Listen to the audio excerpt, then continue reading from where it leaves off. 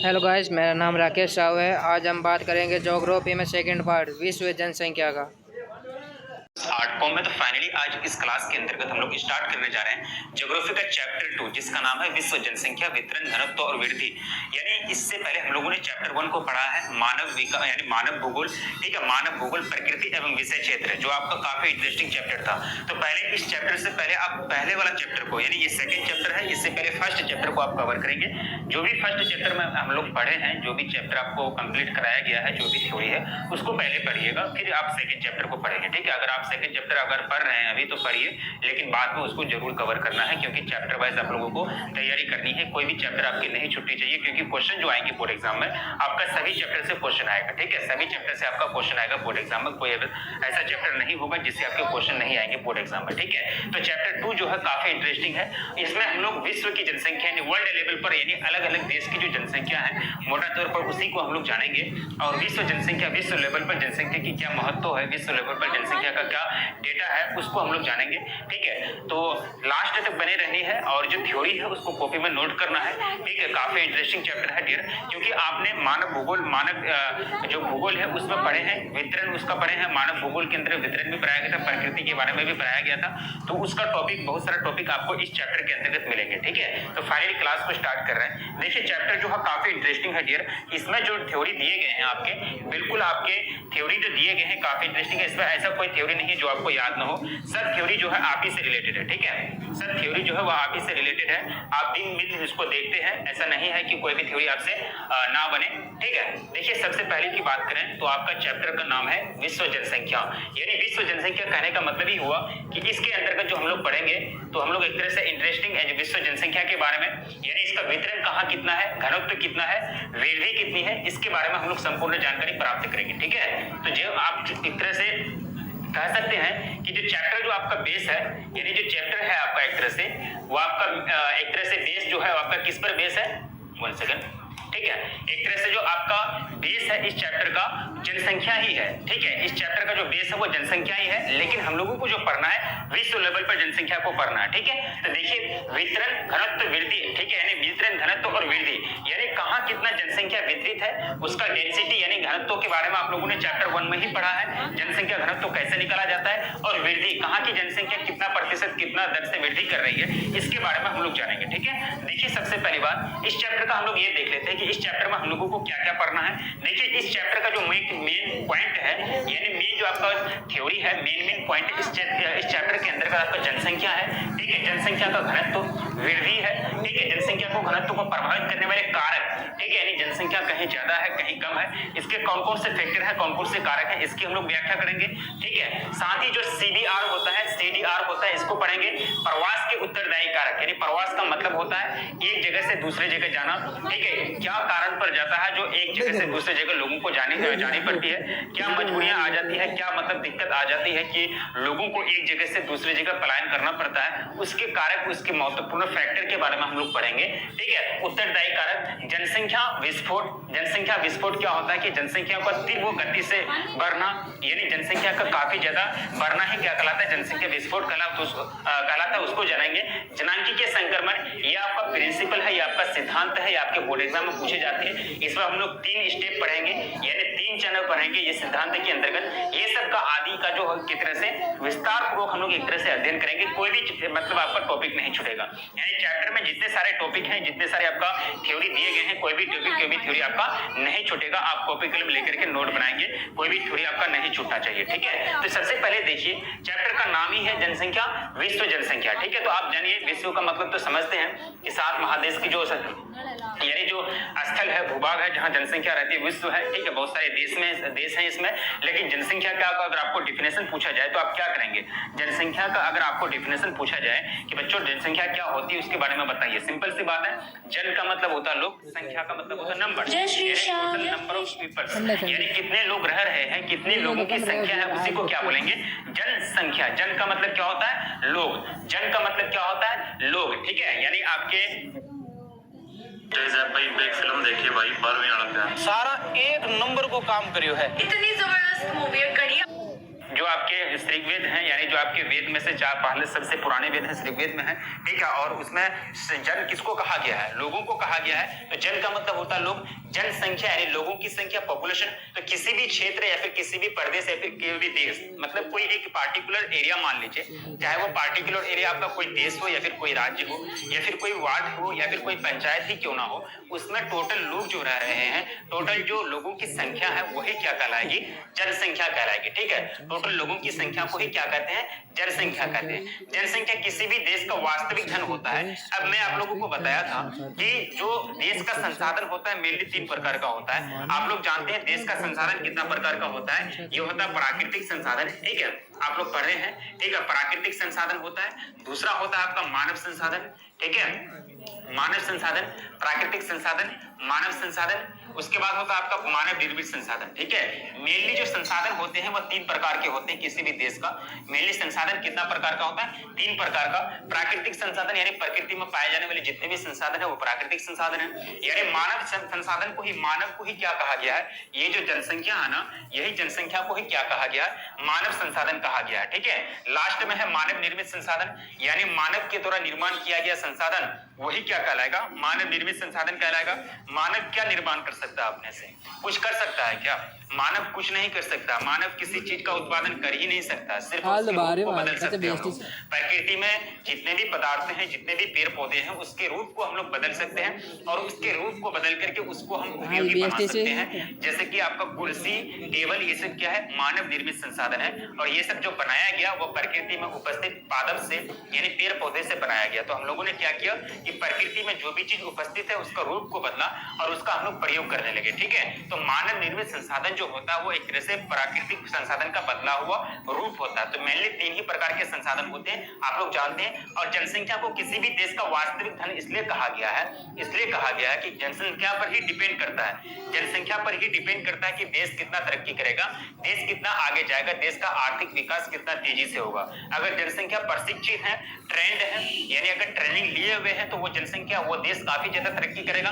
अगर ट्रेंड नहीं है, अनट्रेंड है, तो वो जनसंख्या, वो देश जो है इतना तरक्की नहीं कर पाएगा कंपैरिजन टू वो देश जिसका जनसंख्या ट्रेंड है, शिक्षित है, ठीक है। अब चलिए दूसरा लाइन है आपका, शिक्षा, प्रशिक्षण और अनुभव देकर मानव को अर्थात जनसंख्या को मानव संसाधन बनाया जाता है, ठीक है, मानव संसाधन के रूप में बदला जाता है। अब बताइए यहाँ मैंने अब क्या किया?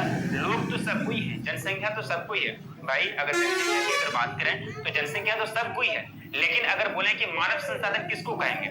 जो लोग काम के लायक हैं या फिर जो किसी प्रशिक्षण के लायक नहीं है, किसी के अंदर कोई गुण नहीं है, कोई टैलेंट नहीं है, कोई काम नहीं कर पाता है, तो वो सिर्फ जनसंख्या का गिनती में आएगा। अगर कोई लोग अगर अर्थव्यवस्था के क्षेत्र में काम कर रहे हैं, शिक्षा ग्रहण किए हुए, शिक्षा ग्रहण कर शिक्षा के क्षेत्र में काम कर रहे हैं, प्रशिक्षण लेकर के कोई विशेष प्रकार का काम कर रहे हैं, तो वो जो जनसंख्या है कोई स्पेशल वर्क कर रहा है, उससे आय अर्जित होता है, उससे आय अर्जित होता है और वो देश का राष्ट्रीय आय में ग्रोथ यानी वृद्धि करने में सहायता देती है, तो उसको क्या कहा जाएगा? मानव संसाधन कहा जाएगा। ऐसा नहीं कि मानव संसाधन किसी को भी आप कह देंगे, मानव संसाधन किसी को भी आप कह देंगे, ऐसा नहीं होता है। जनसंख्या तो सभी लोगों की संख्या है ना। एक बच्चे की भी अगर बच्चे भी तो उसमें आ जाएंगे ना, बूढ़े भी आ जाएंगे, जो प्रौढ़ वर्ग है वो भी आ जाएंगे, जो कुछ नहीं करते हैं दिन भर वो भी आ जाएंगे, जो काम करते हैं दिन भर वो भी आ जाएंगे।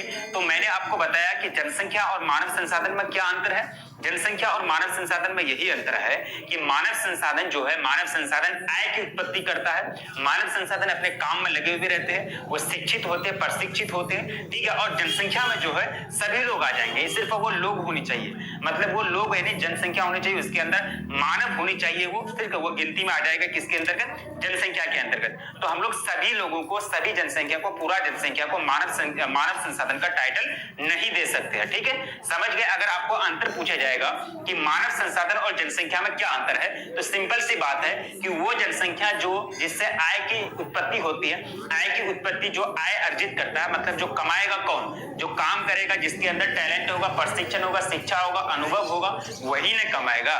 तो वह जनसंख्या जो आय की उत्पत्ति करता है, इनकम की उत्पत्ति करता है, वो क्या कहलाएगा? मानव संसाधन। और जो जनसंख्या है उसमें सभी लोग आ जाएंगे, ठीक है, समझ गए।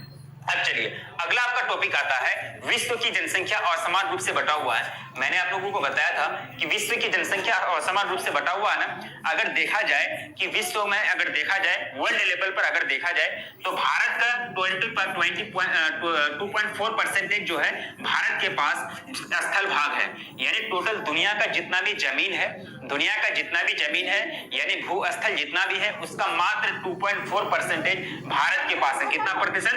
भारत के पास है। और वह बात पता है कि भारत के पास अभी जनसंख्या कितनी है? भारत के पास अगर जनसंख्या है तो 17.5%। कितना? 17.5% भारत के पास अभी जनसंख्या है। यानी हम लोगों की संख्या, भारतीय नागरिक की संख्या, भारतीय पॉपुलेशन यानी भारतीय जनसंख्या कितनी है अभी? विश्व का कितना प्रतिशत? 17.5%। कितना हो जाएगा? 17.5% जो है। Guess what, guys? I have 47 million views on my hippie video. विश्व का जनसंख्या है, ठीक है। तो ये सब चीज याद रखनी है। एरिया में आप ले रहे हैं 2.4%, ठीक है, और जनसंख्या में आप भागीदारी बन रहे हैं 17.5%। तो है ये जनसंख्या का वितरण समान है क्या? नहीं है ना। जनसंख्या का वितरण कैसे समान है भाई? जितना एरिया है उतना ही जनसंख्या होनी चाहिए ना। अब देखिए एरिया इतना कम है और जनसंख्या देखिए डायरेक्ट कितना गुना बढ़ गया है। मतलब एक तरह से 15% बढ़ गया आपका, 15.1% लगभग जनसंख्या का जो प्रतिशत है वो बढ़ गया है। हम लोग विश्व के टोटल क्षेत्रफल का 2.4% भाग में रहते हैं और हम लोग विश्व के टोटल जनसंख्या का 17.5% हैं, ठीक है। तो आप देखिए एरिया और डिस्टेंस देख रहे हैं, एरिया और जनसंख्या में कितना डिस्टेंस है। यही कहा गया है कि हर क्षेत्र की जनसंख्या जो है समान रूप से वितरित नहीं है। कहने का मतलब ये कि कोई देश के पास क्षेत्रफल ज्यादा है तो उसकी जनसंख्या कम है, किसी देश के पास क्षेत्रफल कम है तो उसका जनसंख्या ज्यादा है। अगर देखी जाए भारत की, अगर देखी जाए अभी वर्ल्ड में देखी जाए तो जापान, क्या देखी जाए? जापान की जनसंख्या, ठीक है, जापान की जनसंख्या और आपका हो जाएगा बांग्लादेश की जनसंख्या घनत्व की बात की जाए, ठीक है, बांग्लादेश की जनसंख्या घनत्व और जापान की जनसंख्या घनत्व भारत से आगे था। लेकिन अभी पूरा रिपोर्ट आ जाएगा भारत का जब जनगणना पूरी हो जाएगी तो फिर हम लोग जो अभी ही मतलब ये होड़ चली है कि हम लोग ने विश्व मतलब चाइना से हम लोग आगे बढ़ गए, ठीक है। लेकिन ये रिपोर्ट आने के बाद फिर ये अपडेट होगा तो फिर आप नया आंकड़ा, नया डेटा आएगा जो आप लोग उसको नहीं पढ़ पाएंगे। आप लोग फिर अगले क्लास में जाएंगे बीए या फिर मतलब जो ग्रेजुएशन करेंगे वहां शायद आपको पढ़ने के लिए मिले, ठीक है। 12th क्लास में और आप लोगों को देखने के लिए नहीं मिलेगी। जब सेंसस 2021 किया जाएगा, जनगणना जो प्रेजेंट में अभी हो रही है उसका रिकॉर्ड आएगा ना। भाई 2011 का ही ना रिकॉर्ड हम लोग पढ़ रहे हैं जनगणना का, ठीक है। अभी तो कोई नया रिकॉर्ड नहीं आया है, 2021 में होना था, नहीं हो पाया, ठीक है। तो अभी देखी जाए कि बांग्लादेश और जापान का जनसंख्या घनत्व जो है भारत से आगे है पूरा वर्ल्ड में, पूरा दुनिया में, ठीक है। बाकी सब देश पीछे है। तो कहने का मतलब ये कि विश्व में जो जनसंख्या का वितरण है ना असमान है।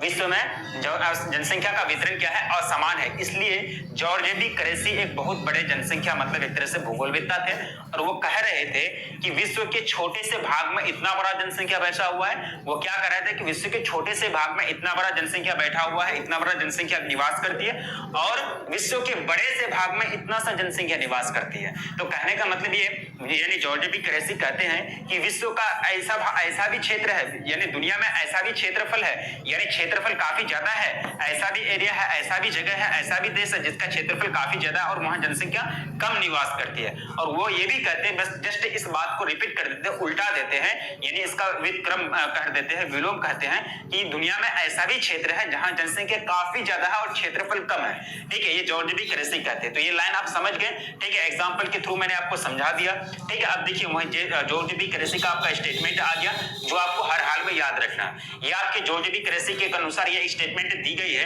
और ये स्टेटमेंट जो है एशिया के बारे में दिया गया है, ठीक है।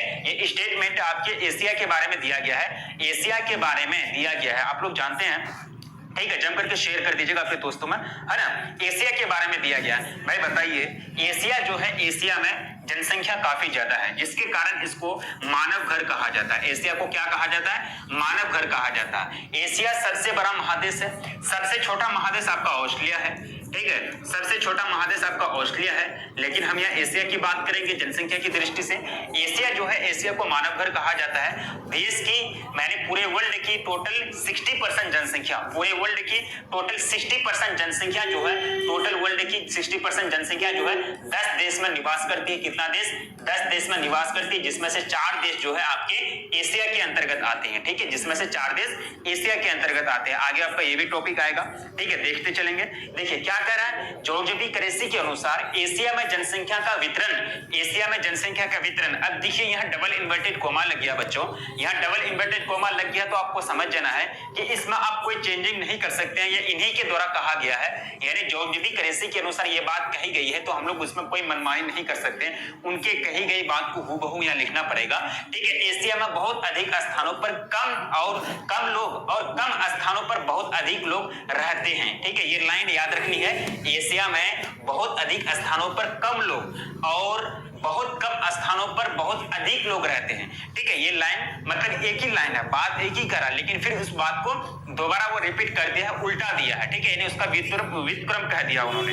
ठीक है, तो ये बात आप याद रखेंगे। जॉर्ज बी क्रेसी कहे थे कि एशिया में जो है कम स्थान पर ज्यादा लोग निवास करते हैं, फिर वो वही बात को रिपीट करके उल्टा करके कह रहे हैं कि फिर एशिया में जो है ज्यादा स्थान पर कम जनसंख्या निवास करते हैं। ठीक है, अगर देखी जाए मध्य एशिया की बात की जाए, कजाकिस्तान, ताजिकिस्तान, तुर्कमेनिस्तान, उज्बेकिस्तान, मध्य एशिया जो आपके यूएसएसआर यानी सोवियत संघ का हिस्सा था। ठीक है, यूएसएसआर के बिखरने के बाद वो फिर अलग अलग देश बन गए। तो मोटो रेजर 50 अल्ट्रा ने फ्लिप फोन्स की दुनिया को ही फ्लिप कर दिया है। It is the most intelligent flip phone.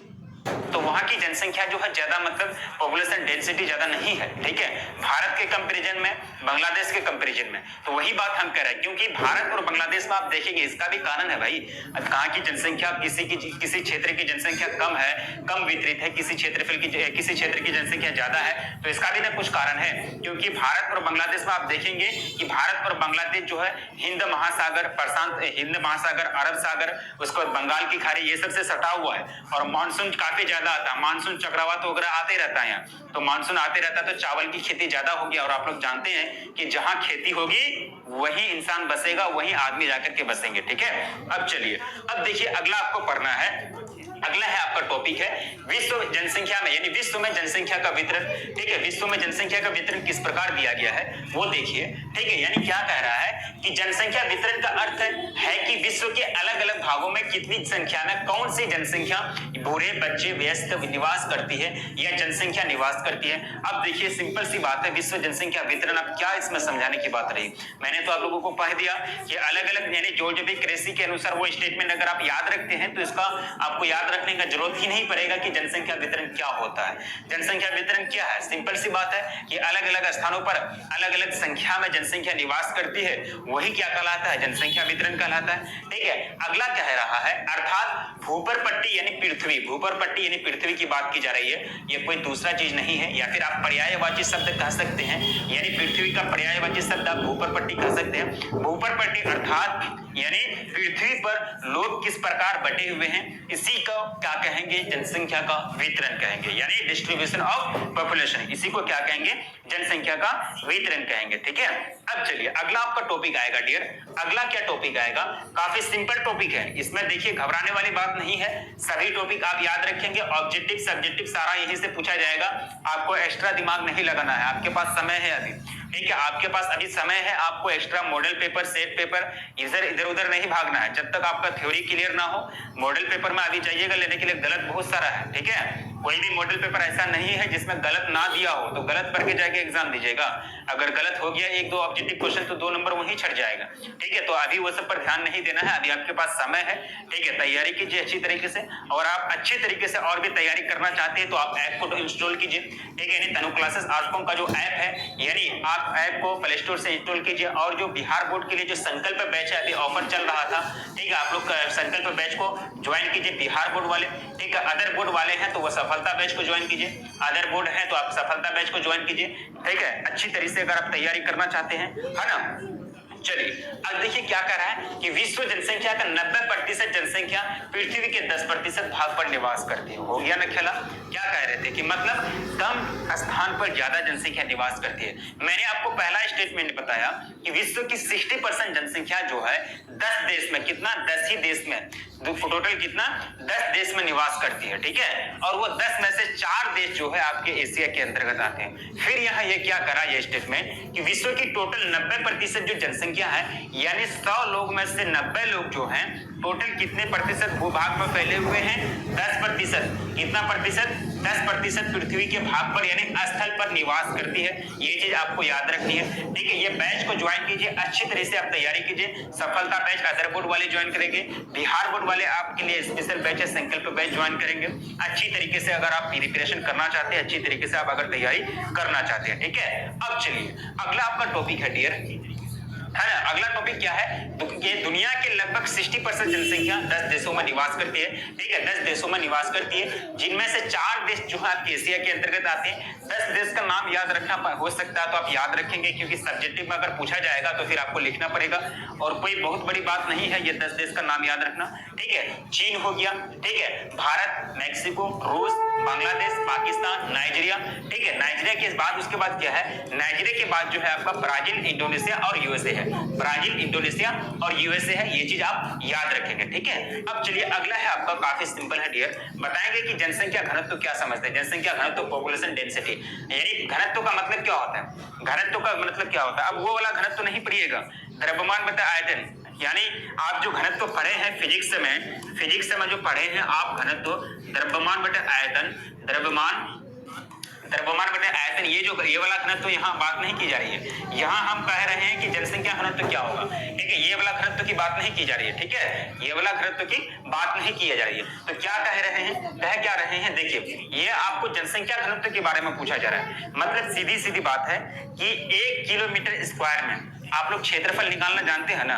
जैसे कि आयत का क्षेत्रफल लंबाई गुना चौड़ाई, वर्ग का क्षेत्रफल भुजा गुना भुजा यानी भुजा स्क्वायर, ठीक है। त्रिभुज का क्षेत्रफल लंबाई 2 गुना आधार गुना ऊंचाई, ठीक है। इस तरह से क्षेत्रफल निकालना जानते हैं। उसी तरह से एरिया का भी क्षेत्रफल निकाला जाता है, यानी बड़े एरिया का भी क्षेत्रफल निकाला जाता है किलोमीटर स्क्वायर में। किसी क्षेत्रफल का लंबाई, किसी क्षेत्र का, किसी एरिया का लंबाई 10 किलोमीटर है, चौड़ाई 6 किलोमीटर है, तो उसका एरिया कितना हो जाएगा, 10 गुना 6 60 किलोमीटर स्क्वायर, इसका क्या हो जाएगा, एरिया हो जाएगा। तो देखिए सिंपल सी बात है, जनसंख्या घनत्व तो कोई बहुत बड़ा टॉपिक नहीं है। बन गए तुम मेरे आसमान, मेरी ज़मीं बन। ये रेशियो बताता है, ये किसके बीच रेशियो बताता है, जनसंख्या और क्षेत्रफल के बीच रेशियो बताता है। जनसंख्या और क्षेत्रफल के बीच ये क्या बताता है, रेशियो बताता है। सिंपल सी बात है। आप क्या करेंगे, अब देखिए फॉर्मूला को याद रखेंगे, पीडी यानी population density is equal to P by A. P से इंडिकेट करता है आपका पॉपुलेशन, यानी जनसंख्या, ए से आपका एरिया हो जाएगा, पी से पॉपुलेशन और ए से आपका क्या हो जाएगा, एरिया हो जाएगा, ठीक है। तो सिंपल सी बात है, जनसंख्या घनत्व बराबर जनसंख्या बटे एरिया, और जनसंख्या बटे एरिया यानी जनसंख्या के एरिया वही लेंगे। अगर आप एरिया निकालना चाहते हैं, एग्जांपल के तौर पर लेंगे, अगर किसी क्षेत्रफल में, यानी अगर आप चलिए यहाँ अब चलिए कि 10 किलोमीटर एक क्षेत्रफल पर 10 किलोमीटर स्क्वायर, यानी किलोमीटर स्क्वायर क्षेत्रफल पर जो जनसंख्या निवास करती है, कितना जनसंख्या निवास करती है, आप देखिए कितना जनसंख्या निवास करेगी, 500 जनसंख्या निवास करती है। मान चलिए जनसंख्या का वितरण काफी विरल है, ज्यादा जनसंख्या निवास नहीं करती है, मरुस्थलीय क्षेत्र है, ठीक है। कितना जनसंख्या, 500 जनसंख्या निवास करती है। तो ये क्या निकल जाएगा, अगर भाग दे देंगे, बटे का मतलब क्या होता है, भाग यानी रेशियो, ये क्या निकल जाएगा, ऐसे काट देंगे तो कितना निकल जाएगा, 50 जनसंख्या यानी 50 किलोमीटर स्क्वायर, यानी 50 लोग प्रति किलोमीटर स्क्वायर, ये क्या निकल जाएगा, ये आपका जनसंख्या घनत्व निकल जाएगा। यानी जनसंख्या घनत्व सीधा मतलब यही होगा, जनसंख्या को डिवाइड कर देंगे एरिया से, जनसंख्या को डिवाइड कर देंगे किससे, एरिया से, तो वो जो रेशियो निकलेगा वही क्या कहलाएगा, जनसंख्या घनत्व कहलाएगा। क्या कह रहा है कि किसी विशेष क्षेत्र, चाहे आप राज्य हो, कोई भी विशेष क्षेत्र ले लीजिए, अपना गांव ही ले लीजिए, अपना एरिया ही ले लीजिए, अपना पंचायत, अपना वार्ड ही ले लीजिए, अपना नगर निगम जो पंचायत है उसको ले लीजिए, ठीक है। या फिर आपका देश प्रदेश की जनसंख्या और उसके कुल क्षेत्रफल, ऐसा नहीं कि कुल क्षेत्रफल के अंतर्गत पूरा क्षेत्रफल ले लिया, आप जितने क्षेत्रफल की जनसंख्या का डेटा आप निकालना चाहते हैं, ठीक है। मान चलिए आप 5 यानी आप जो है 10 किलोमीटर 10 किलोमीटर स्क्वायर पर यानी 10 किलोमीटर क्षेत्रफल पर कितना जनसंख्या घनत्व है, तो 10 किलोमीटर क्षेत्रफल पर जितना जनसंख्या निवास करती है उसका ही डेटा आपको लेना पड़ेगा। ये नहीं कि आप निकाल रहे हैं 10 किलोमीटर क्षेत्रफल पर कितना जनसंख्या घनत्व है और आप ले रहे हैं 15 किलोमीटर स्क्वायर का जनसंख्या को गिनती कर रहे हैं, 15 किलोमीटर स्क्वायर की जनसंख्या को उसमें इंक्लूड कर रहे हैं, तो फिर आपका डेटा गलत हो जाएगा। ठीक है, अगर आप निकालना चाहते हैं कि 10 किलोमीटर स्क्वायर में का 10 किलोमीटर क्षेत्रफल पर जो है एक तरह से कितना जनसंख्या घनत्व है, तो उस 10 किलोमीटर क्षेत्रफल पर जितना लोग रहता है उसको ऊपर रखेंगे, उसका एरिया नीचे रखेंगे, तो आपका क्या निकल जाएगा, जनसंख्या घनत्व निकल जाएगा। ठीक है, PD is equal to P/A, PD is equal to P/A, simple सा चीज है, याद रखने की इसमें क्या बड़ी बात है। ठीक है, अगर आप क्लास को ध्यान से देखेंगे, मेरी बातों को ध्यान से सुनेंगे तो यही आपको याद हो जाएगा। एग्जाम्पल देखिए, एग्जाम्पल आपका दिया गया है, काफी सिंपल एग्जाम्पल है, बताइएगा। ठीक है, इसका राइट आंसर क्या होगा, है ना, समझ में आ रही है मेरी बात, मेरी बात समझ में आ रही है हम लोगों को? चलिए, बहुत अच्छी बात है ना। चलिए, क्या कह रहा है कि यहाँ देखिए किसी प्रदेश की कुल जनसंख्या जो है आपका कितना प्रतिशत कितना है, 20,000 है, सैकड़ा, हजार, 10,000, लाख, 2 लाख है, सॉरी कितना है, 2 लाख है। ठीक है, यानी 2 लाख जनसंख्या है और उस क्षेत्रफल जो है कितना है, उसका क्षेत्रफल जो है 500 किलोमीटर स्क्वायर है। किसी क्षेत्रफल का जनसंख्या जो है आपका 2 लाख है, ठीक है, और उसका क्षेत्रफल जो है टोटल कितना है, 500 किलोमीटर स्क्वायर है। तो आप जनसंख्या घनत्व तो क्या करेंगे, निकालने कैसे निकालेंगे, तो ऊपर क्या करेंगे, 2 लाख की जनसंख्या ऊपर रखेंगे और क्षेत्रफल नीचे रखेंगे, यानी P/A, PD बराबर इज इक्वल टू P/A यानी पॉपुलेशन यानी जनसंख्या बटा एरिया यानी जनसंख्या बटा क्षेत्रफल। तो क्या करेंगे, इसको ऊपर रखेंगे, उसके नीचे रखेंगे, 2 जीरो ऐसे कट जाएगा। ठीक है, अगर काटेंगे तो 20 5 20 यानी 400 निकल जाएगा। तो 400 व्यक्ति प्रति वर्ग किलोमीटर, ये आपका क्या निकल गया, जनसंख्या घनत्व निकल गया, यानी पॉपुलेशन डेंसिटी निकल गया। अगर एग्जाम में अगर आपको पूछा जाएगा तो क्या आप लिख सकते हैं, एग्जाम में अगर आपको क्वेश्चन देगा, ऑब्जेक्टिव क्वेश्चन के रूप में पूछा जाएगा, तो आप इसको डिफाइन कर सकते हैं ना, बिल्कुल आप अच्छी तरह से डिफाइन कर सकते हैं। ठीक है, चलिए देखिएगा, अगला आपका टॉपिक है डियर, काफी इंटरेस्टिंग टॉपिक है कि जनसंख्या वितरण पर प्रभाव डालने वाले कारक, यानी जनसंख्या कहाँ की, कहीं की जनसंख्या ज्यादा है, कहीं की जनसंख्या कम है। मैंने आप लोगों को बताया कि एशिया, अगर आप देखेंगे मध्य एशिया, यानी मध्य एशिया के बारे में अगर बात करेंगे, कजाकिस्तान, उज्बेकिस्तान, ताजिकिस्तान, तुर्कमेनिस्तान, यानी जो आपके यूएसएसआर के भाग थे, तो उसका जनसंख्या घनत्व जो है कम है, यानी उसका वहां जनसंख्या का वितरण असमान है। किसके कंपैरिजन में, बांग्लादेश और भारत के कंपैरिजन में। बांग्लादेश और भारत में जनसंख्या घनत्व ज्यादा है, क्यों, क्योंकि यहाँ का जो है, यहाँ का एरिया जो है मानसून के चपेट में रहता है, मानसून के चपेट में रहने के कारण यहाँ क्षेत्रफल जो है काफी ज्यादा मतलब उपजाऊ है, यहाँ का मिट्टी काफी ज्यादा उपजाऊ है, जिसके कारण यहाँ पैदावार अच्छी होती है और जिसके कारण लोग यहाँ ज्यादा बसे हैं और ज्यादा लोग बस के रहते हैं। ठीक है, तो ये एक कारक हो गया, ये क्या हो गया, एक कारक हो गया। तो उसी तरह से बहुत से कारक हैं, यानी जनसंख्या वितरण पर प्रभाव डालने वाले बहुत से कारक हैं। कारक के जो कारक को क्या अवयव भी कहते हैं, कारक को अवयव भी कहते हैं, अवयव बोले, कारक बोले, या फिर आपके एक तरह से मुख्य बिंदु बोले। ठीक है, बात सेम है। तो क्या है कारक, उसको देखेंगे। देखिए, इसमें जो कारक को 2 भाग में बांटा गया है, आर्थिक कारक और भौगोलिक कारक, यानी जनसंख्या वितरण को प्रभावित करने वाले कारक है आर्थिक कारक और भौगोलिक कारक। ठीक है, तो आर्थिक कारक के अंतर्गत जो यानी इकोनॉमिक फैक्टर के अंतर्गत जो है अर्थव्यवस्था पर असर डालता है, उसे क्या बोलते हैं, आर्थिक कारक। जैसे कि आपका औद्योगिकरण हो गया, आर्थिक कारक के अंतर्गत क्या आ जाएगा, अगर आप गांव से निवास करते हैं, अगर आप गांव से बिलोंग करते हैं, तो लोग क्या करते हैं कि लोग ज्यादा से ज्यादा मतलब पैसे कमाने के लिए या फिर रोजगार की तलाश में, वो उद्योग की तलाश में, उद्योग धंधे की तलाश में कहाँ चले जाते हैं, नगर की ओर चले जाते हैं। और नगर का जनसंख्या वो जाके नगर में बस जाते हैं, तो नगर का जनसंख्या क्या हो जाता है, जनसंख्या घनत्व तो बढ़ जाता है। एक तरह से वहां की जनसंख्या, तो वहां का जो निवासी है, मूल निवासी वो लोग तो है ही। ठीक है, ऊपर से ये किया कि रोजगार की तलाश में वो जाकर के नगर में जाके बस गए, तो वहां क्या हो गया, जनसंख्या वितरण में परिवर्तन आया। जनसंख्या वितरण में क्या हुआ, परिवर्तन आया। तो उद्योग के कारण भी क्या होता है, जनसंख्या वितरण में परिवर्तन आता है। ये भी एक क्या है, बहुत बड़ा कारक है। ठीक है, तो यहाँ क्या है, वे कारक जो अर्थव्यवस्था पर असर डालता है, उसको क्या बोलते हैं, आर्थिक कारक। जैसे कि आपका औद्योगिकरण हो गया, मजदूरी हो गया, कर हो गया, ये सब क्या है, जनसंख्या वितरण को बहुत ही हद तक प्रभावित करता है। ये सब क्या है, जनसंख्या वितरण को प्रभावित करता है बहुत ही ज्यादा तक। ठीक है, साथ ही साथ नगरीकरण यानी अर्बनाइजेशन हो गया, खनिज जहां ज्यादा मिलेगा वहां ज्यादा जनसंख्या बसना पसंद करेगा। जैसे कि आप झारखंड के बहुत सारे क्षेत्र ले लेंगे, झारखंड के बहुत सारे क्षेत्र की अगर बात करें, तो वहां की जो जनसंख्या है, यानी जो आदिवासी लोग हैं, तो काफी ज्यादा इधर उधर घूमते थे वो लोग। ठीक है, तो सरकार को दिमाग आई कि नहीं, इन लोगों को जो है रोजगार देना चाहिए। तो उन लोग ने क्या किया कि सरकार को दिमाग आया, यही तो खनिज का मतलब एक तरह से भंडार है, तो चलो यही एक तरह से बड़े बड़े स्टील कंपनी, इस्पात कंपनी खोल देते हैं, तो लोगों को यहाँ रोजगार मिलेगी। तो खनिज जहां रहा, तो वहां क्या हुआ, बड़े बड़े कंपनी का उद्घाटन किया गया, बड़े बड़े कंपनी मतलब स्थापित किए गए। तो खनिज की उपलब्धता के कारण भी वहां लोग क्या हुए, यानी बहुत सारे लोग जाके बस गए, बहुत सारे लोगों को रोजगार मिला। तो ये भी क्या है, एक तरह से आर्थिक कारक है। जो जनसंख्या वितरण पर प्रभाव डालता है। ठीक है, आर्थिक कारक भी जनसंख्या वितरण पर प्रभाव डालने वाला अवयव है। ठीक है, समझ गए। अब चलिए आपका है दूसरा है भौगोलिक कारक। दूसरा क्या है आपका भौगोलिक कारक के अंतर्गत आपका क्या जाएगा डियर, देखिए नहीं ज्योग्राफिकल फैक्टर। अब देखिए मैंने आपको बताया था कि इसमें क्या आ जाएगा, मिट्टी आ जाएगा, ठीक है, चट्टानी मिट्टी आ जाएगा, समतल मैदान आ जाएगा, बाढ़ प्रवण आ जाएगा, जंगल वनस्पति जलवायु ये सब आ जाएंगे, चक्रवात यानी आपका जो टाइफून होता है वो आ जाएगा, मिट्टी की उर्वरक क्षमता, ये सब क्या है आपका भौगोलिक कारक है। यानी एक तरह से आप देखेंगे जमीनी स्तर पर, यानी कहीं पठार है कहीं मैदान है, ठीक है, पठार है तो वहां जनसंख्या कम बसेंगे क्योंकि वहां खेती करना पॉसिबल है नहीं, जहां मैदान है वहां जनसंख्या ज्यादा बसेगा क्योंकि वहां खेती करना और घर बनाना पॉसिबल है। तो ये क्या है, एक तरह से भौगोलिक कारक है। अगर चाहत है कि ना हो परीक्षा का लोड तो अभी कर लो उत्कर्ष ऐप डाउनलोड।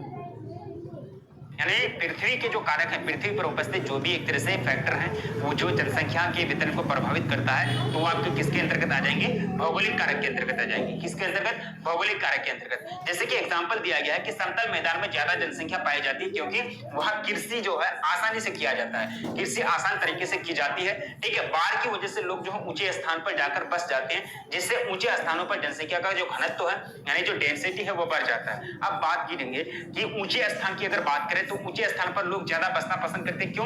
क्योंकि बाढ़ जो आता है, बाढ़ के डर से, ठीक है, बाढ़ आएगा घर बहा के लेके जाएगा, ठीक है, उसके डर से क्या हो जाएगा, लोग ऊंचे स्थान पर जाना पसंद करेंगे, ऊंचे स्थान पर बसना पसंद करेंगे। ठीक है, तो उस स्थिति में क्या होगा कि ऊंचे स्थान की जो जनसंख्या वितरण है उसमें परिवर्तन आएगा, वहां का जनसंख्या घनत्व जो है वो क्या होगा, बढ़ जाएगा। ठीक है, अब चलिए अगला आपका टॉपिक है जनसंख्या वृद्धि के बारे में। ठीक है, जनसंख्या वृद्धि के बारे में आपके एग्जाम पर पूछे जाते हैं एग्जाम में कि जनसंख्या वृद्धि क्या होती है, इसको आप डिफाइन कीजिए। अगला आपका टॉपिक आता है जनसंख्या वृद्धि के बारे में, है ना। जनसंख्या वृद्धि, वृद्धि का मतलब ये होता है एक तरह से बढ़ना। ठीक है, जनसंख्या वृद्धि हम देखेंगे तो जनसंख्या किसी विशेष क्षेत्र की जनसंख्या समय के साथ बढ़ती है, उसी को क्या बोलेंगे, जनसंख्या वृद्धि करेंगे। ठीक है, जनसंख्या वृद्धि उसी के मतलब क्या कहेंगे, जनसंख्या। जैसे कि आपको पता है कि 2001 में जनसंख्या कितना था भारत का, 102 समथिंग करोड़। ठीक है, 102.8 करोड़। ठीक है, 102.8 करोड़ 2001 में। फिर 2011 में क्या हुआ कि 121 करोड़ हो गया। ठीक है, फिर अभी अगर जनगणना आएगी फिर बढ़ेगा तो उसी को क्या कहेंगे, समय के साथ जो जनसंख्या बढ़ रही है उसी को क्या बोलेंगे, पॉपुलेशन ग्रोथ यानी जनसंख्या वृद्धि बोलेंगे। ठीक है, जनसंख्या वृद्धि जनसंख्या में एक परिवर्तन यानी बदलाव है। यह परिवर्तन ऋणात्मक भी हो सकता है और धनात्मक भी हो सकता है। यानी कहने का मतलब ये हुआ कि जनसंख्या वृद्धि जो है आपका पॉजिटिव भी हो सकता है, नेगेटिव भी हो सकता है। कहने का मतलब ये कि जनसंख्या किसी क्षेत्र का घटेगा तो आपका ऋणात्मक वृद्धि कहलाएगा, जनसंख्या किसी क्षेत्रफल का किसी क्षेत्र का बढ़ेगा तो आपका धनात्मक वृद्धि कहलाएगा। ठीक है, सीधी बात है कि जनसंख्या वृद्धि जो है आपका दो फैक्टर करता है, इसमें दो पॉइंट है। आपका पहला पॉइंट है जनसंख्या की धनात्मक वृद्धि, दूसरा पॉइंट है जनसंख्या की ऋणात्मक वृद्धि। अगर जनसंख्या रियल में ग्रोथ कर रही है, जनसंख्या के नंबर ऑफ पीपल से बढ़ रही है, ठीक है, तो वो जनसंख्या की धनात्मक वृद्धि कहलाएगी। नंबर ऑफ पीपल से घट रही है तो जनसंख्या की ऋणात्मक वृद्धि कहलाएगी। ठीक है, अब चलिए जनसंख्या वृद्धि निम्नलिखित कारणों से होता है। अब देखिए जनसंख्या वृद्धि क्यों होता है, इसके भी तो कुछ कारण होंगे ना, इसका भी तो कुछ फैक्टर होगा, वो चीज देख लेते हैं। अब देखिए पहले क्या था कि लोगों को गांव में आप सुने होंगे कि ये एक तरह से बहुत तरह की बीमारी आती थी, बहुत सारे के एक तरह से बीमारी जब आती थी तो बहुत सारे लोग एक ही फैमिली में 2-3 लोग मर जाते थे। ठीक है, हैजा की बीमारी या फिर पोलियो की बीमारी या फिर चिकन पॉक्स की बीमारी अगर गांव में आती थी, पहले की बात कर रहे हैं जब मेडिकल सुविधा नहीं थी। ठीक है, तो उस टाइम क्या था कि एक परिवार के 2 लोग, कम से कम 2 लोग 3 लोग ऐसे करके मरते थे या कम से कम 1 लोग जरूर मरते थे। ठीक है, यानी पूरा गाँव या फिर पूरा शहर में जो है, पूरा शहर जो है चिकन पॉक्स की या फिर हैजा के चपेट में आ जाता था। लेकिन अभी होता है क्या, अभी नहीं होता है। ठीक है, क्यों? क्योंकि अभी जो है मेडिकल क्षेत्र में यानी चिकित्सा के क्षेत्र में सुधार आया कि चिकित्सा क्षेत्र में हम लोग जो है काफी ज्यादा ग्रोथ कर लिए। ठीक है, तो यानी सबसे पहला कारण है चिकित्सा सेवा में सुधार। दूसरा कारण है परिवार नियोजन के प्रति कम लोगों की रुचि। यानी एक तरह से कहें कि परिवार नियोजन जो है, यानी परिवार नियोजन का मतलब ही होता है लोगों को, यानी परिवार जो है एक तरह से हंसी खुशी परिवार बनाओ, शॉर्ट परिवार, यानी एक तरह से शॉर्ट परिवार। ठीक है, ज्यादा लॉन्ग नहीं करना है, यानी नंबर ऑफ पीपल्स को नहीं बढ़ाना है, तो शॉर्ट परिवार रहेगा तो उसको आप मैनेज कर पाएंगे। ठीक है, शॉर्ट परिवार रहेगा तो उसको आप मैनेज कर पाएंगे, और शॉर्ट परिवार नहीं रहेगा तो उसको आप मैनेज करने में कहीं ना कहीं आपको दिक्कत होगी। तो कहने का बात यही है कि जनसंख्या को कंट्रोल करने के लिए परिवार नियोजन के प्रति लोगों को जागरूक होनी चाहिए, जो है ही नहीं। ठीक है, इस पर समाज बात करना ही नहीं चाहती है, इस पर जो समाज है इस पर बहस नहीं करना चाहती है। ये भी एक कारण है परिवार नियोजन के प्रति लोगों में कम रुचि, ये भी जनसंख्या वृद्धि का क्या है, ये जलीय जनसंख्या वृद्धि का कारण है। बाल विवाह, चाइल्ड मैरिज, ठीक है, यानी बच्चों का भी शादी करा दिया जाता है। 10 साल 15 साल एज होता है, बच्चों का शादी करा दिया जाता है, तो वो क्या है, एक तरह से जनसंख्या वृद्धि का कारक है। वो भी क्या है, जनसंख्या वृद्धि का कारक है। कम मृत्यु दर, यानी जब मेडिकल सुविधा यानी चिकित्सा के क्षेत्र में जब सुधार आया, चिकित्सा क्षेत्र में जब सुधार आया तो क्या हुआ कि मृत्यु दर कम हो गई। ठीक है, चिकित्सा क्षेत्र को जब सुधार आया तो मृत्यु दर कम होगी, बच्चे कम मरने लगे, यानी जो वृद्ध लोग हैं उन लोगों का जीने का आयु यानी जो जीवन प्रत्याशा है वो क्या हो गया, बढ़ गया। ठीक है, तो इससे क्या होगा, इससे क्या हो गया कि जनसंख्या वृद्धि भी क्या हो गई, बढ़ गई। ठीक है, दूसरा है साक्षर में कमी, लैक ऑफ लिटरेसी रेट। ठीक है, यानी लोग पढ़े लिखे नहीं है, लोग साक्षर नहीं है, बातों को नहीं समझ पाते हैं, तो वहां क्या हुआ कि साक्षरता की कमी है। ठीक है, तो इससे क्या है कि ये भी फैक्टर है। अगर आप पढ़े लिखे लोगों को समझाएंगे तो वो समझेगा कि नहीं, जनसंख्या को नंबर ऑफ पीपल बढ़ाने से ज्यादा ये है कि नंबर ऑफ पीपल यानी लोगों के अंदर क्वालिटी आए। ठीक है, यानी बच्चे की संख्या को ज्यादा नहीं बढ़ाना है, बच्चे को अच्छा शिक्षा देना ही बहुत बड़ी कामयाबी है, ना कि बच्चों की संख्या को बढ़ाना कामयाबी है। ठीक है, तो ये बात को नहीं समझ रहे हैं। ठीक है, तो लिटरेसी के कारण यानी लैक ऑफ लिटरेसी यानी साक्षरता की कमी के कारण, तो ये भी एक बहुत बड़ा फैक्टर है जनसंख्या वृद्धि में।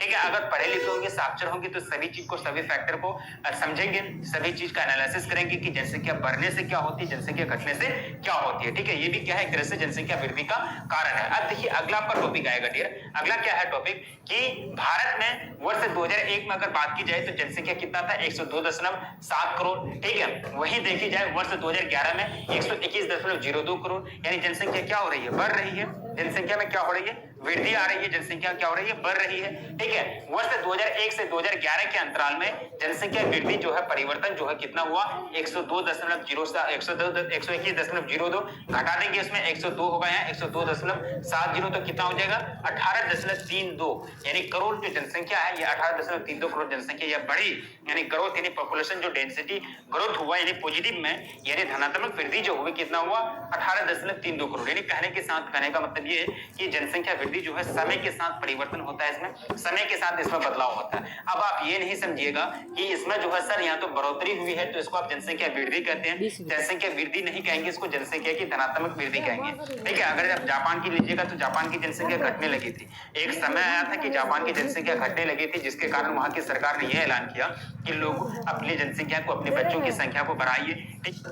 मोटो रेजर 50 अल्ट्रा ने फ्लिप फोन्स की दुनिया को ही फ्लिप कर दिया है। It is the most intelligent flip phone. इसमें है गूगल जेमिनाई, गूगल फोटोज की एआई फीचर्स और बहुत सारी apps supported on the massive external display. 4 inch का कवर डिस्प्ले आता है जो सबसे बड़ा है। कैमरा अमेजिंग क्वालिटी का है, स्मार्टफोन बहुत ही ड्यूरेबल है, IPX8 under water protection, Gorilla Glass Victus लगा हुआ है। प्लस इसमें है Qualcomm Snapdragon 8s Gen 3. Moto Razr 50 Ultra is truly a standout flip phone. Motorola Razr 50 Ultra. Flip the script. Hello, Moto.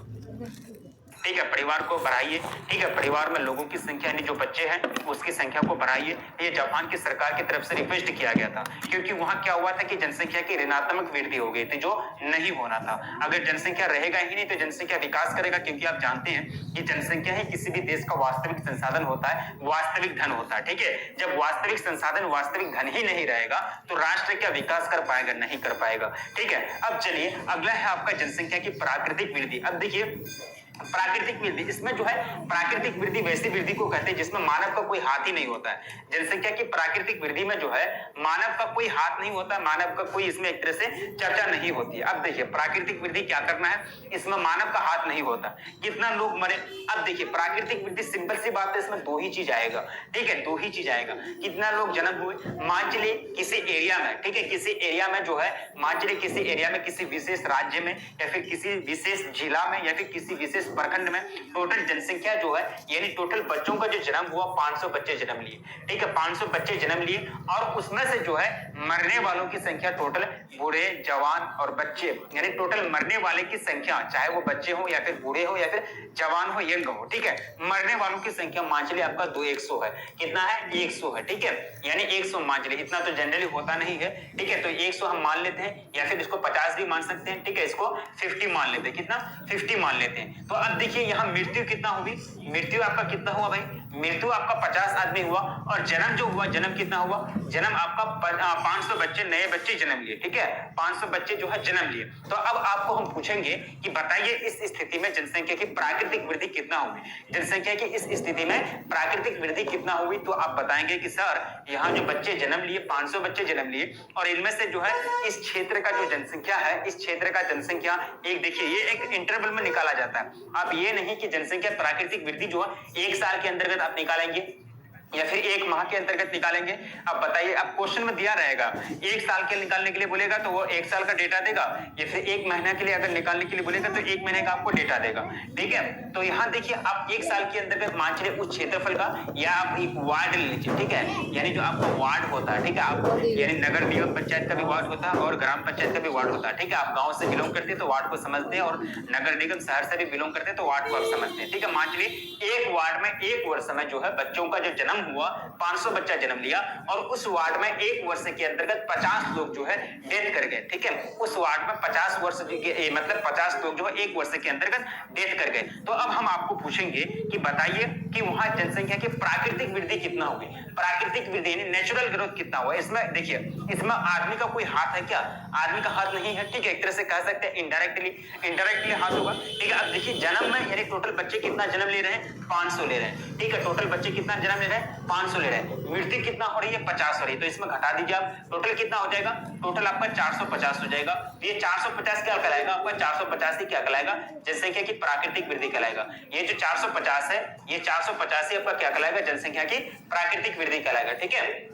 ये आप समझ लिए, इसको आप समझ लिए, जनसंख्या की प्राकृतिक वृद्धि कितना हो गया, 450 हो गया। अब देखिए, अब आपका क्या है, अब आपको हम बताएं कि एक तरह से जनसंख्या की ये क्या है, प्राकृतिक वृद्धि है, ठीक है। अगर हम बोले कि जनसंख्या की प्राकृतिक वृद्धि, इससे आगे आपका आप्रवास और उत्प्रवास भी जुड़ जाएगा, जिसके कारण आपका जनसंख्या की वृद्धि नहीं, प्राकृतिक वृद्धि नहीं कहलाएगी, वो सिर्फ आपका जनसंख्या का वृद्धि कहलाएगा, ठीक है। अब चलिए, आपका नेक्स्ट आपका टॉपिक है आप्रवास और उत्प्रवास के बारे में।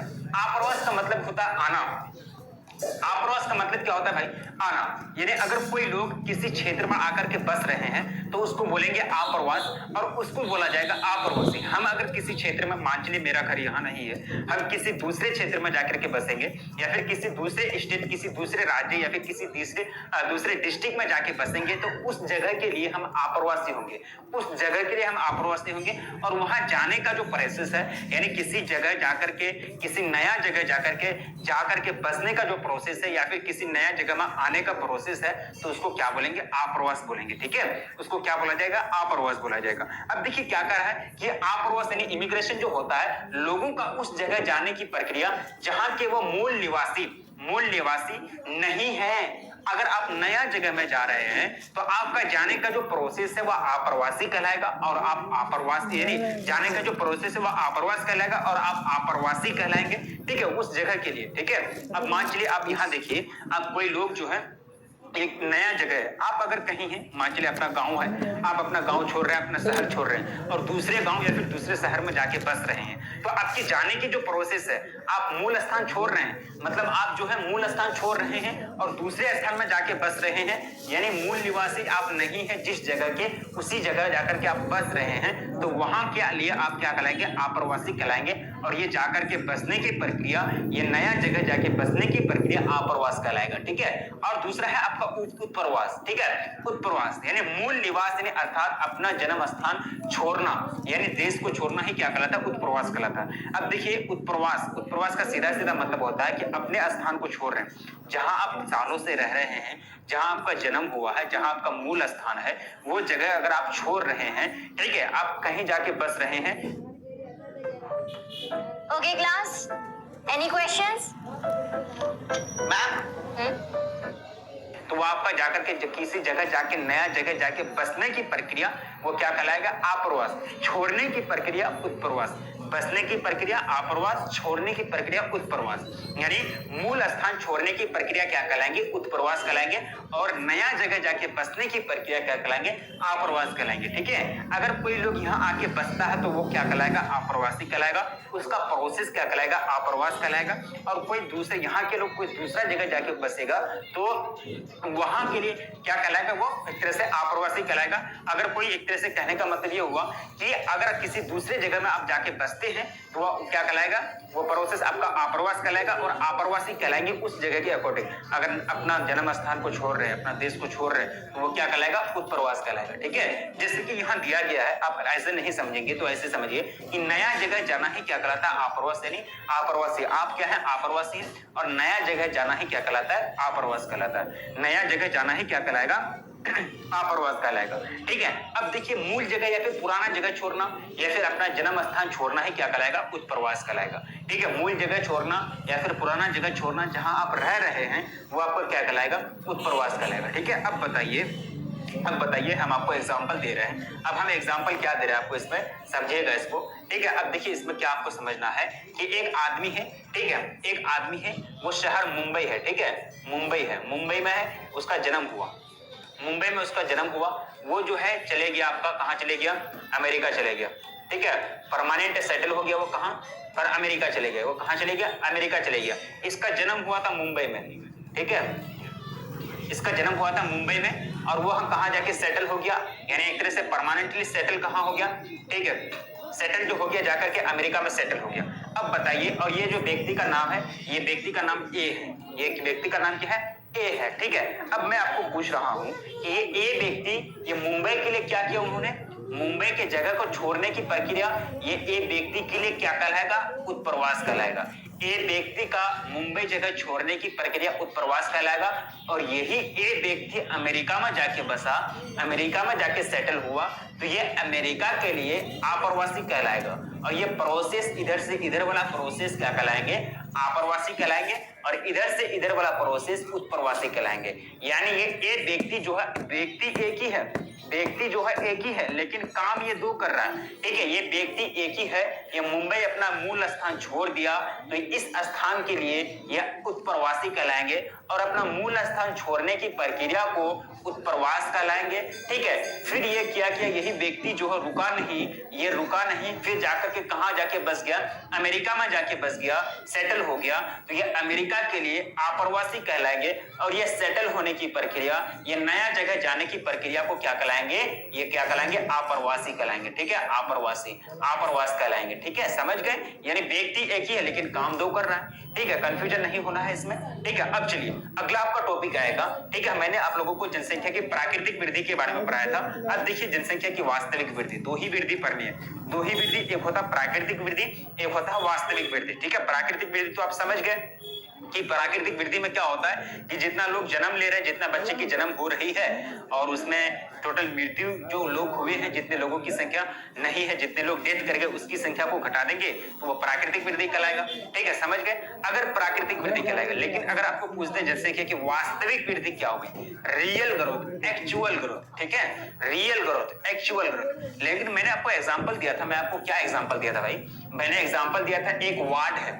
ठीक है, एक वार्ड है। ठीक है, एक वार्ड है जिसमें जो है एक साल के अंतर्गत जो है, एक साल के अंतर्गत 500 बच्चे जन्म ले रहे हैं, 500 बच्चे जन्म ले रहे हैं। ठीक है, 500 बच्चे जन्म ले रहे हैं, और 50 जो आदमी है, 50 जनसंख्या यानी 50 लोगों की मृत्यु हो जाती है। इसमें बच्चे जन्म, इसमें बच्चे बूढ़े जवान सब कोई है। यही ने एग्जाम्पल लिया था। तो मैंने वहां क्या ये आप्रवास और उत्प्रवास के बारे में जिक्र किया था। अब देखिए, मैं तो उस वार्ड का तो मैंने आप लोगों को प्राकृतिक वृद्धि बताया था। लेकिन अगर आपको पूछें कि वास्तविक वृद्धि कितनी है जनसंख्या की, वो बताइए।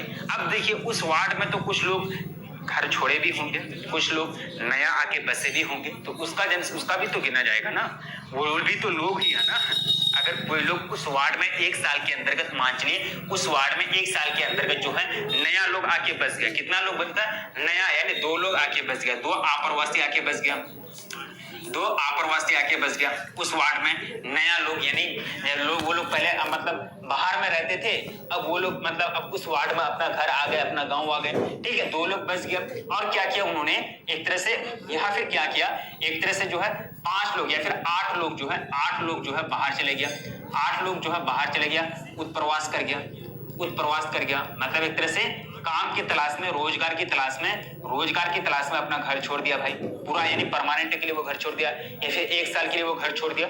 अब बताइए यहाँ 2 लोग नया लोग आ रहा है, ये लोग बाहरी लोग नया लोग इस वार्ड में आकर के 2 लोग आके बस रहा है 1 साल के अंदर, 1 साल के अंदर यानी 1 साल के अंदर 2 लोग नया लोग आके बस रहा है इस वार्ड में, और 8 लोग जो है काम की तलाश में, रोजगार की तलाश में अपना वार्ड को छोड़ देता है, ठीक है। तो यहाँ देखिए, अब देखिए इसको देखना, अगर इसको भी अगर आप गिनती में लेंगे तब आपका वास्तविक वृद्धि निकलेगा, इसको भी आप गिनती में लेंगे तब आपको वास्तविक वृद्धि निकलेगा, ठीक है। अब देखिए यहाँ क्या करना है, अगर बच्चे भी इसमें बता पाएंगे, बच्चे भी इसको कहेंगे कि बताओ कि उस देश का मतलब कोई क्षेत्र है जहां जो है 500 जनसंख्या मतलब 500 बच्चे जन्म लिए और उस क्षेत्र में 50 जो लोगों की मृत्यु हो गई, तो टोटल जनसंख्या कितना बचा, टोटल जनसंख्या यहाँ कितना बचा, यहाँ 450, ठीक है 450 जनसंख्या बचा। लेकिन अगर पूछा जाए वास्तविक वृद्धि, आपको रियल में पूछना है, आप किसी को बता दिए कि जनसंख्या की प्राकृतिक वृद्धि जो है इतना होता है, इस तरह से नया लोग जो है टोटल कितना है, अभी लोगों की संख्या कितनी है, प्राकृतिक वृद्धि एक तरह से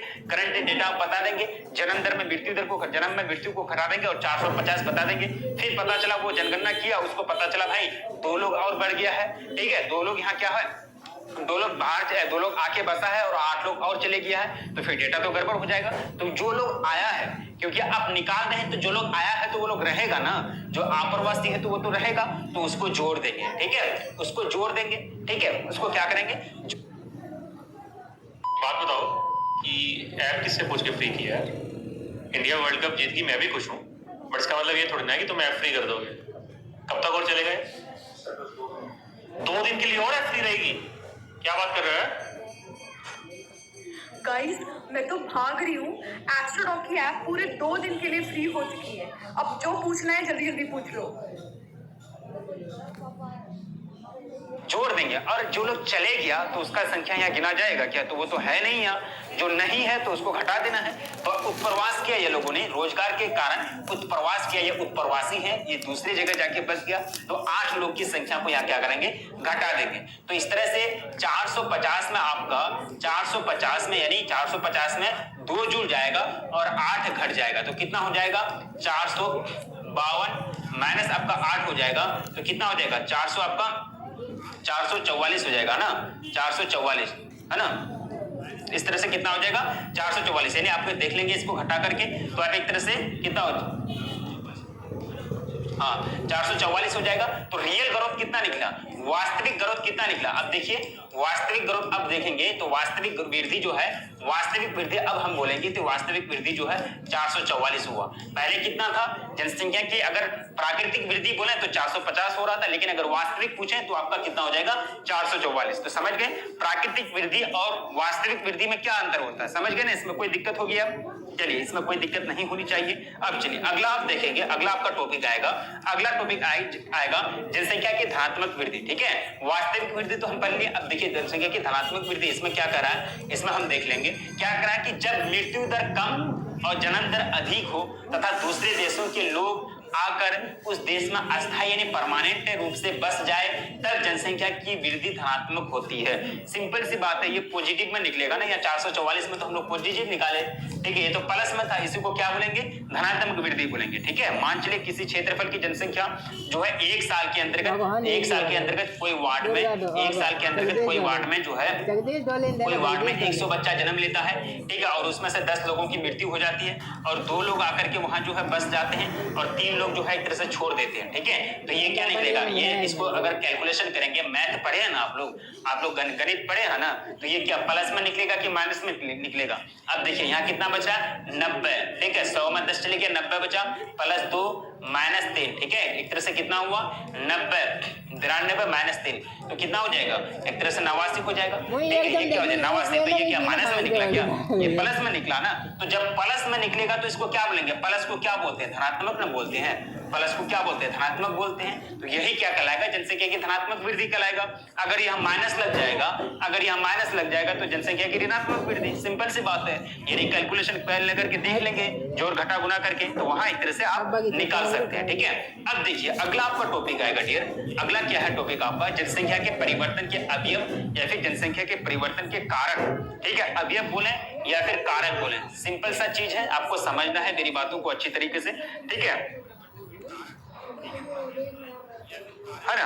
अब चलिए, अब देखिए क्या है आपका अगला जनसंख्या जो है, जनसंख्या परिवर्तन के अवयव, इसको आपको पढ़ना है। 1 सेकंड।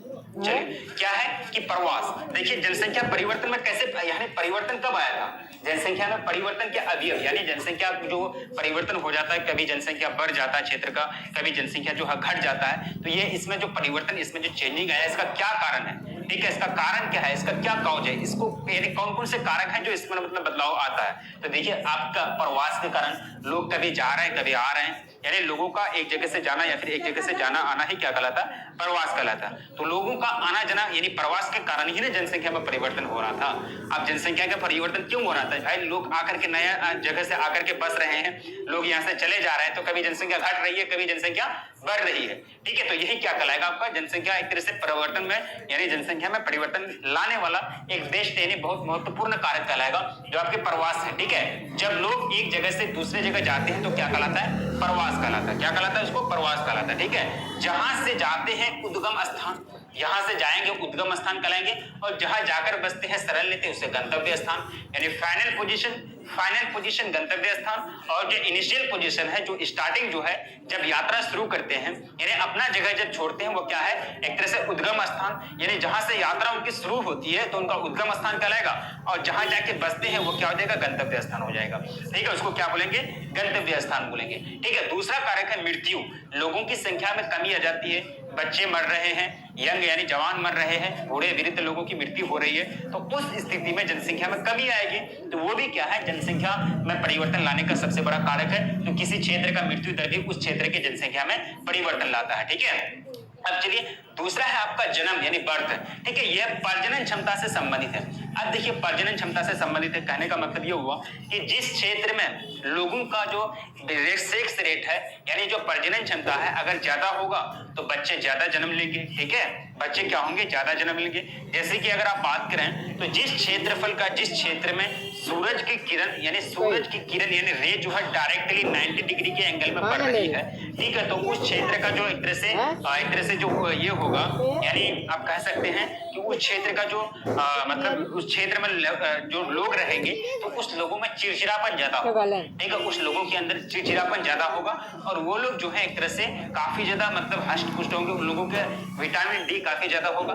ठीक है, तो जिस क्षेत्र में लोग जो रह रहे हैं, अगर उसके ऊपर गर्मी का ज्यादा असर पड़ रहा है तो उन लोगों में सेक्स जो क्षमता होती है, सेक्स करने की जो रेट होती है वो ज्यादा होता है, यानी प्रजनन क्षमता जो होता है वो ज्यादा होता है। जब प्रजनन क्षमता ज्यादा होगा तो लोगों की संख्या बढ़ेगी, यानी प्रजनन क्षमता ज्यादा होगा तो बच्चे भी ज्यादा जन्म लेंगे, तो उस स्थिति में क्या होगा कि जनसंख्या क्या होगी, बढ़ेगी। तो ये भी क्या है, बहुत बड़ा कारक है, यानी जन्म दर जो है ये प्रजनन क्षमता पर डिपेंड करता है। जन्म दर जो है ये क्या है, प्रजनन क्षमता पर डिपेंड करता है। ठीक है, तो इस तरह से आपके ये कारक है, महत्वपूर्ण कारक है। अगर आपको पूछा जाए कि जनसंख्या परिवर्तन के महत्वपूर्ण कारक, तो 3 कारक आपको याद रखना है। प्रवास को आप 2 कारक बना सकते हैं, आप्रवास और उत्प्रवास। ठीक है, मान चलिए इसको आप समझते हैं ना कि इसको आप्रवास भी बना सकते हैं, इसको क्या कहेंगे, आप्रवास भी बोल सकते हैं और उत्प्रवास भी बोल सकते हैं। आपका 4 पॉइंट बन जाएगा। ठीक है, अगर आप याद नहीं रख पाते तो कम से कम ये 3 पॉइंट आपको याद रखना पड़ेगा, प्रवास, मृत्यु और जन्म। यानी जनसंख्या परिवर्तन के अवयव आपको पूछा जाएगा बोर्ड एग्जाम में, सब्जेक्टिव क्वेश्चन में, तो क्या आप दे पाएंगे आंसर? बिल्कुल आप अच्छी तरीके से दे पाएंगे। ठीक है, जनसंख्या परिवर्तन के 3 ही अवयव हैं, प्रवास, मृत्यु और जन्म। ठीक है, प्रवास, मृत्यु और जन्म। ठीक है, तो ये 3 अवयव हैं, 3 कारक है। इसको अगर आप डिफाइन कर देते हैं तो आपका एक भी नंबर नहीं चलेगा। तो अगर हम रहेंगे तो हम वहां क्या करेंगे, प्रवास को 2 कारक में बांट देंगे, आप्रवास और उत्प्रवास। ये भी आप्रवास भी क्या है, लोग आ रहे हैं तो जनसंख्या में परिवर्तन परिवर्तन हो रहा है, उत्प्रवास, लोग उत्प्रवास कर रहे हैं तो जनसंख्या घट रही है, जिसके कारण जनसंख्या में एक तरह से परिवर्तन हो रहा है। तो एक तरह से 4 फैक्टर बन जाएगा एक तरह से आपका, ठीक है। तो 4 पॉइंट बन जाएगा जो नंबर आपका छटने की कोई भी संभावना नहीं बनती है, ठीक है। तो इस तरह से आप आंसर देंगे। तो आज हम लोगों ने इस क्लास के अंतर्गत हम लोगों ने पढ़ा कि एक तरह से जो जनसंख्या परिवर्तन के अवयव हैं उसके अंतर्गत यानी 3 कारक हैं। अगर 4 कारक 4 पॉइंट बनाएंगे तो बहुत ही बेस्ट होगा। इसको हम लोगों ने जाना, ठीक है। जनसंख्या की धनात्मक वृद्धि को क्या होती है उसको हम लोगों ने जाना। वास्तविक वृद्धि कैसे निकाली जाती है, इसमें वास्तविक वृद्धि निकालने के लिए आपका ये 4 डेटा आपके पास होनी चाहिए। टोटल कितना लोगों का जन्म हुआ, कितने बच्चे की यानी कितना लोगों का Moto G85 5G इस प्राइस सेगमेंट में सबसे अच्छा फीचर रिच फोन है विद इनक्रेडिबल फीचर्स, जबरदस्त डिजाइन, 3D कर्व्ड POLED एक तरह से कितना बच्चों का जन्म हुआ, कितने लोग मरे यानी मृत्यु कितना हुआ, कितना लोग आकर के बाहरी से आकर के बसे और कितना लोग उड़ के चले गए, ठीक है। ये चारों डेटा आपके पास होनी चाहिए, तभी आप जनसंख्या की वास्तविक वृद्धि निकाल सकते हैं, तो अन्यथा पॉसिबल ही नहीं है, ठीक है। वास्तविक वृद्धि निकालना कब पॉसिबल है, जब ये चारों डेटा आपका हो, जब ये चारों डेटा आपके हाथ में हो, जब ये चारों डेटा आपके सामने हो, तभी आप जनसंख्या की वास्तविक वृद्धि निकाल पाएंगे, ठीक है। तो ये आप क्या है जनसंख्या की वास्तविक वृद्धि, इसको हम लोगों ने पढ़ा, ठीक है। इससे पहले हम लोगों ने बच्चों जाना कि आप्रवास क्या होता है, उत्प्रवास क्या होता है, सिंपल सा लैंग्वेज में हम लोगों ने पढ़ा। जनसंख्या की प्राकृतिक वृद्धि क्या होती है, इसको हम लोगों ने जाना, ठीक है। इससे पहले हम लोगों ने पढ़ा कि जनसंख्या की वृद्धि के क्या क्या कारण है। कुछ तो कारण होंगे ना, किसी चीज में यूं ही नहीं बढ़ोतरी आती है, किसी भी चीज में किसी भी फैक्टर में यूं ही नहीं बढ़ोतरी आती है, उसका भी कुछ कारण है, जो कारण हम लोगों ने जान लिया, ठीक है। इससे पहले जनसंख्या वृद्धि में क्या परिवर्तन, जनसंख्या वृद्धि क्या है उसको हम लोगों ने पढ़ा, ठीक है। भौगोलिक कारक और आर्थिक कारक, जो जनसंख्या के वितरण के आपके 2 कारक हैं, यानी जनसंख्या वितरण पर प्रभाव डालने वाले 2 अवयव हैं, इसको हम लोगों ने जाना।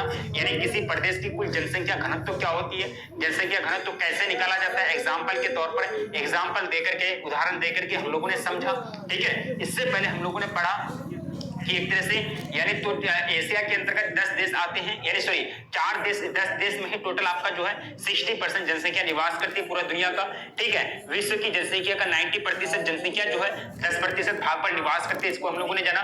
विश्व में जनसंख्या का वितरण किस प्रकार है, जोन्डबी क्रेसी का स्टेटमेंट क्या है, ठीक है, इसको हम लोगों ने जाना। जनसंख्या और मानव संसाधन क्या होता है, जनसंख्या और मानव संसाधन दोनों एक ही चीज नहीं है, हालांकि दोनों ही मानव है, ठीक है। जनसंख्या भी मानव है, मानव संसाधन भी मानव है, लेकिन अंतर क्या है, मानव संसाधन प्रशिक्षित होते हैं, वो अर्थव्यवस्था के क्षेत्र में काम करते हैं और आय की उत्पत्ति करते हैं, लेकिन जनसंख्या में सभी लोग आ जाएगा, बच्चे बूढ़े जवान सब कोई आ जाएंगे, ठीक है। तो मानव संसाधन और जनसंख्या क्या होती है इसको हम लोगों ने पढ़ा, ठीक है। इससे पहले हम लोगों ने जाना कि जनसंख्या क्या होता है। परिचय के अंतर्गत हम लोगों ने देखा था कि एक तरह से इसके अंतर्गत जनसंख्या को प्रभावित करने वाले कारक कौन कौन से, इसको हम लोगों ने जाना था, ठीक है। तो हम लोगों का जो आज जो टॉपिक कवर हुआ पार्ट 1 के अंतर्गत जनसंख्या कवर हुआ, जनसंख्या घनत्व क्या होता है, वृद्धि क्या होती है, जनसंख्या को प्रभावित करने वाले कारक कौन कौन से हैं, ठीक है। तो ये वाला जो टॉपिक है सीडीआर प्रवास के उत्तरदायी कारक, ये आपका नेक्स्ट पार्ट में आएगा, यानी आपका पार्ट 2 में आएगा, ठीक है। ये आपका पार्ट 2 में आएगा। तो पार्ट 1 के अंतर्गत ये सारा चीज हम लोगों ने पढ़ा जो आपके बोर्ड एग्जाम में आएंगे डियर, ठीक है। तो बोर्ड एग्जाम में यही सब पूछा जाएगा, कोई आपका दूसरा चीज नहीं रहेगा, ठीक है। कोई बोर्ड एग्जाम में आपका कोई दूसरा चीज नहीं रहेगा, यही सब चीज आएगा घुमा फिरा करके। तो आपको इंटरेस्ट के साथ पढ़नी है और सभी चीज को कवर करनी है, ठीक है। और बताइएगा कि कहाँ समझ में नहीं आया। एक बात मैं आप लोगों को बता देता हूँ कि आप ऐप को ज्वाइन कीजिएगा, ठीक है। आप संकल्प बैच को ज्वाइन करेंगे अगर आप बिहार बोर्ड के हैं, ठीक है। तो ऐप को आपको डाउनलोड करना है और संकल्प बैच को ज्वाइन करना है, ठीक है। संकल्प बैच